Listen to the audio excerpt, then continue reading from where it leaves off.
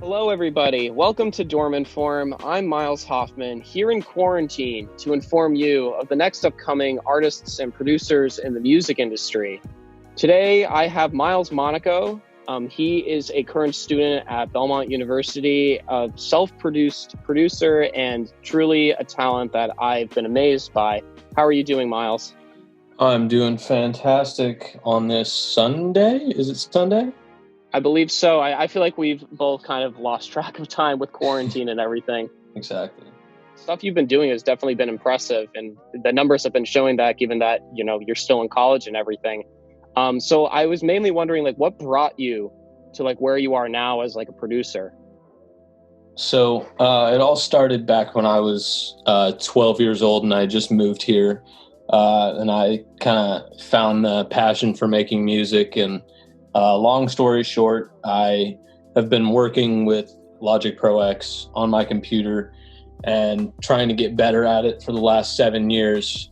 So that's brought me to where I am. But I owe a lot to some labels that I've released some music with and some cool people that I've met along the way who have helped me to find a good audience and helped me to release some cool music. Everyone's trying to find a way to make a spot up there and have some big hits, and it seems like you are on the way to making that happen, which is definitely very cool.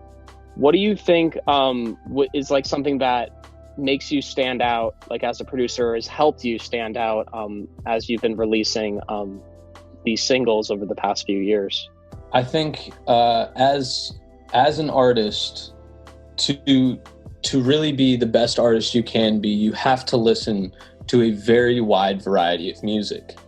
And that's something I always tried to do. I always try to find new artists, find super underground talent and listen to them and understand what they're doing. And from a production standpoint, most of the time, but underground singers and just artists in general, listening to lots of different genres of music to draw inspiration from for my own music has helped me develop my, I guess you could say, unique sound.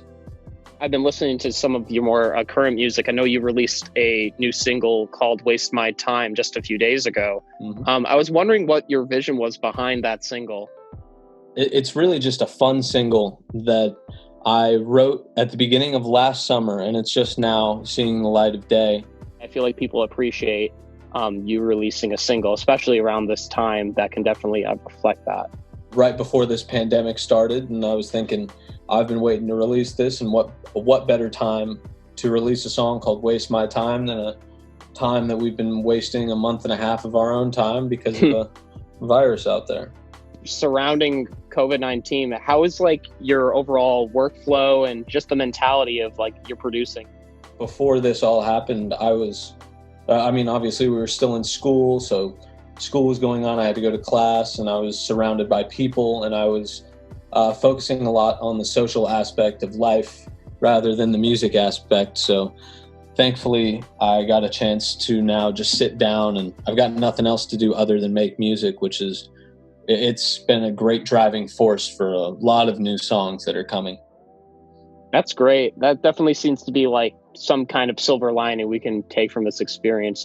I feel like all creatives out there, they're working very hard. Who would you say has inspired your work the most? Mac Miller, up there, 100%. One of my favorite all-time artists. Love him. And then we got John Bellion.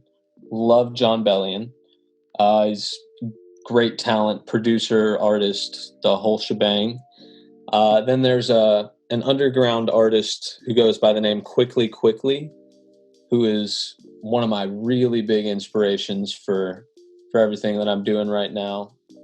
And then, of course, there's bands like Hippocampus, which are inspiring me to keep making a positive sound and just a fun sound and keep having fun with the music that I'm making. And they always do that for me. Lastly, and possibly one of the most important, is the Beatles. I love the Beatles. I'm a big Beatles guy. The Beatles chord progressions and how they recorded their stuff, their albums and their visions, and just everything about what they were doing was very inspirational to me personally.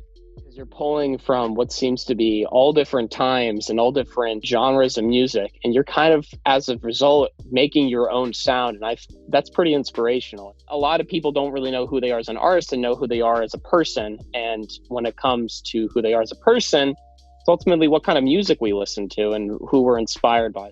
So originally, before I was Miles Monaco, I went by a different alias.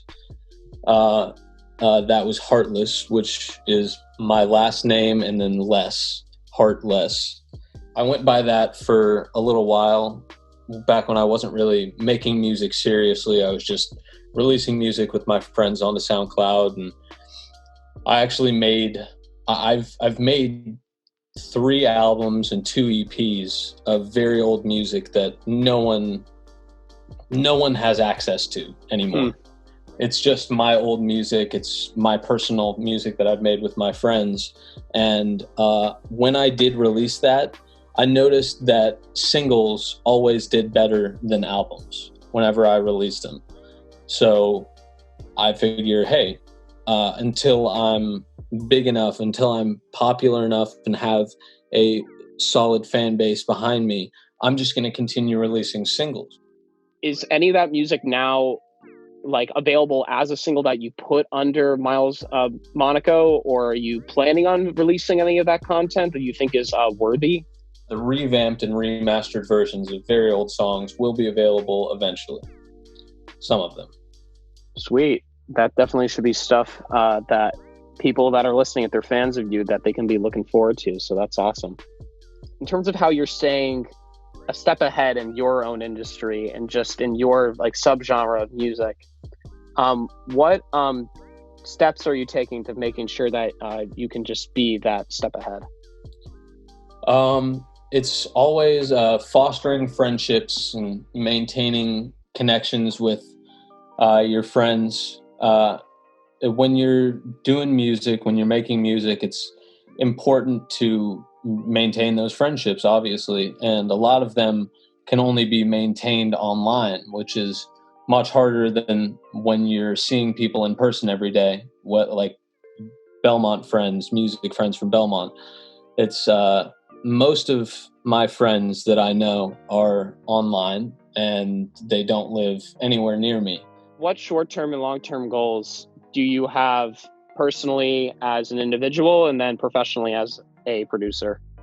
So personally, my goal is just to make music that I enjoy making and make friendships that I enjoy having, and not just using that classic like networking mindset where you're just meeting people for their connection and not because they're actually good people, which is why networking has come to have such a bad connotation nowadays. But that would be one of my personal goals, just keep making things that make me happy. And as a producer, it is to just still continue to grow my audience by making things that I love, and I know other people will as well, because they're real and they evoke real emotion.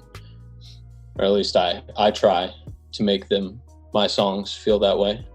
Any other words you have, just words of wisdom for anyone else who's aspiring to become a producer, an artist, anybody who's trying to enter into the music industry?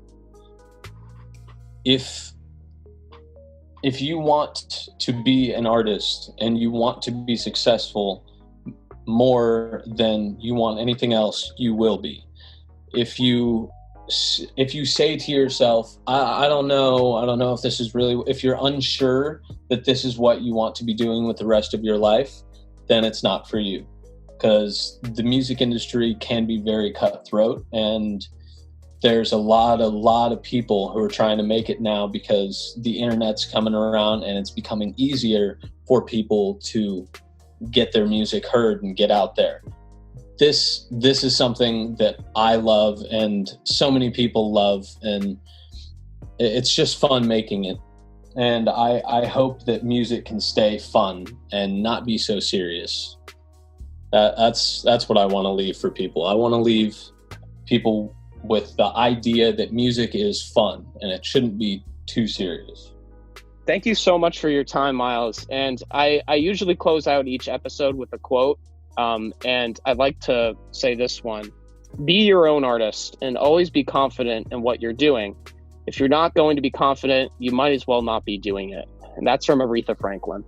Thank you so much, Miles. I appreciate all of your time and all of your answers and just the content that you release. I think it's definitely inspirational, and I think everyone should be checking out Miles Monaco on all streaming platforms. And yeah, thank you guys so much for another episode of DormInform.